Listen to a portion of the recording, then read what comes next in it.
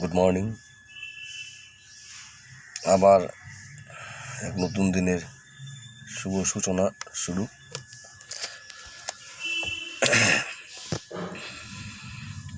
এখন জানি না কোথায় যেতে হবে কর্মসূত্রে।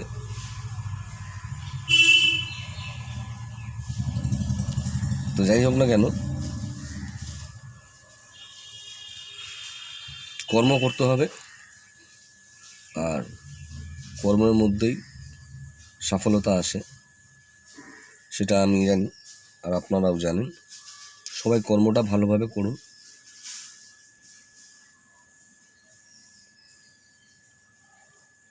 সবাই ভালো থাকবেন।